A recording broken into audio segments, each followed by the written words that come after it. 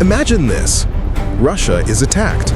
Moscow is destroyed in nuclear fire. The Kremlin is gone. Every leader is dead. Every command center is ash. There is no one left to give orders, no one left to fight back.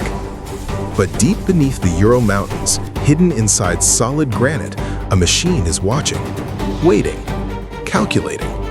And when it determines that Russia has fallen, it will do something terrifying. It will launch every single nuclear missile, automatically, without any human command.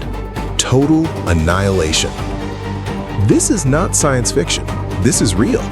It's called the Dead Hand, and it's still active today. The Dead Hand, known in Russia as Perimeter, is an automatic nuclear retaliation system.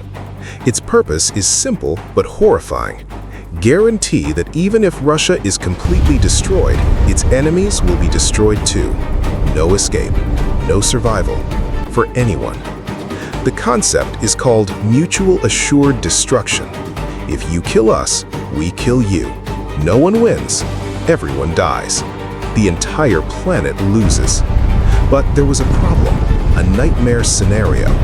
What if American missiles killed every Russian leader before they could order a counterattack? What if there was no one left to press the button? The Soviet Union's answer was to remove humans from the equation entirely. They built a machine that would press the button for them.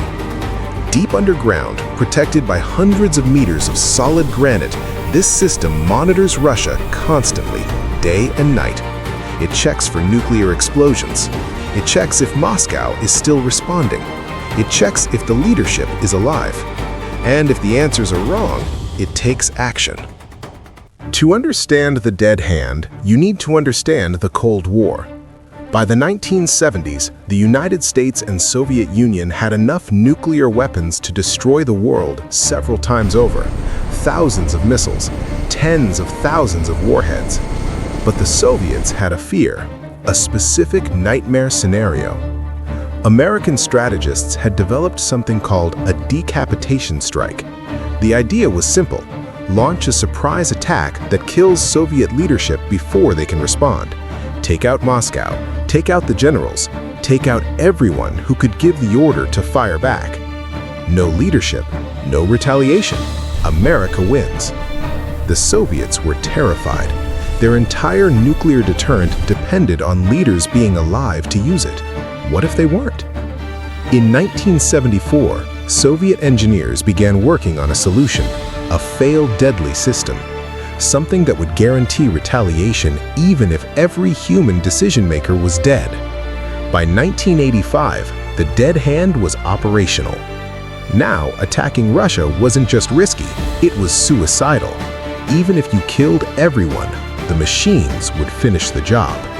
The Dead Hand works in 4 stages, each one more chilling than the last. Stage 1. Detection. Across Russia, sensors monitor for nuclear attack. Seismic detectors feel explosions. Radiation sensors detect fallout. Light sensors pick up nuclear flash. If an attack is detected, Stage 2 begins. Stage 2. Communication check. The system attempts to contact Moscow, the Kremlin, military command, the nuclear briefcase. If someone responds, the system stands down. But if there's no response, Stage 3. Stage 3, the bunker. Deep beneath Kozvinsky Mountain, a duty officer sits alone. The system asks him one question: launch or don't launch. If he says no, it waits. But if he says yes or doesn't respond at all, the system assumes everyone is dead. Stage 4, automatic launch. Command rockets blast out of hidden silos. They fly over Russia, broadcasting launch codes on every frequency. Every nuclear missile receives the order. Submarines, ICBMs, mobile launchers. They fire automatically. Hundreds of warheads streak toward their targets. No human pressed the button. The machine did. September 26, 1983, just past midnight. Lieutenant Colonel Stanislav Petrov was on duty at a Soviet early warning station. His job: watch the screens. If American missiles appeared, report immediately. At 12:14 a.m., alarms started screaming. The computer showed one American ICBM inbound, then another, then 3 more. 5 nuclear missiles heading straight for the Soviet Union. Petrov had minutes to decide. Protocol was clear: report the attack. Leadership would launch a counterattack before American missiles hit. But something felt wrong. If America was attacking, why only 5 missiles? They had thousands. A real first strike would be overwhelming. Petrov made an impossible choice. He reported a system malfunction instead of an attack. He waited, heart pounding. The missiles never came. It was a false alarm. Sunlight reflecting off clouds had confused the sensors. If Petrov had followed protocol, the Soviets would have launched against nothing. America would have fired back for real. The dead hand might have activated. Hundreds of millions would have died. One man's decision to trust his gut saved the world. Petrov was never officially honored. The Soviets were too embarrassed to admit failure. He died in 2017, largely unknown. For years, the dead hand was just a rumor. Western intelligence suspected it existed, but couldn't confirm. Then, the Soviet Union collapsed. Secrets started leaking out. In 1993, Russian officials quietly confirmed the system was real. They had inherited it from the USSR. The question became, did they keep it running? In 2011, the commander of Russia's strategic missile forces gave an interview. He confirmed that perimeter was, quote, operational and ready for use. Then came 2018. Vladimir Putin unveiled a new generation of nuclear weapons: hypersonic missiles, nuclear-powered torpedoes, weapons designed specifically to bypass American defenses. He made a promise: Russia's ability to retaliate is, quote, guaranteed under any circumstances. Any circumstances. Analysts believe the dead hand has been upgraded. New sensors, new command rockets, new bunkers even deeper underground.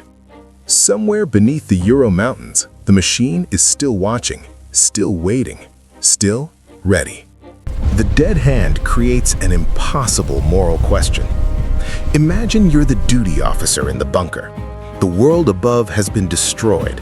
Your family is dead. Your country is ash. There is nothing left to save. The system is asking you, launch the missiles? If you say yes, you won't save anyone. You'll just kill millions more innocent people. Revenge against the dead. If you say no, maybe the enemy wins.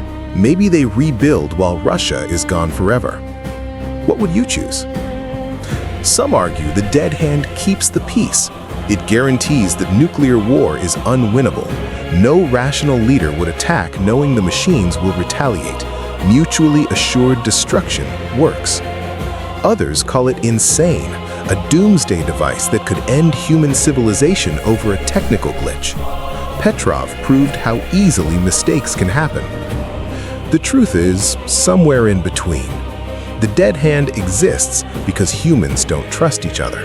It's a machine built on fear, and as long as that fear exists, the machine will keep running, silent, patient, waiting for the world to end. In 1964, Stanley Kubrick made a film called Dr. Strangelove, a dark comedy about a Soviet doomsday device that would automatically destroy the world. It was satire, a joke about Cold War madness. 20 years later, the Soviet Union built exactly that. Today, we live in a world where a machine buried under a mountain has the power to end human civilization. It's been running for almost 40 years. It's probably been upgraded, and very few people even know it exists. Maybe that's the point. The dead hand only works as a deterrent if enemies believe it's real. And after watching this video, you now know it is. Sleep well tonight. If this kept you watching until the end, subscribe for more stories that shouldn't exist. Hit the notification bell. I'll see you in the next one. Hopefully.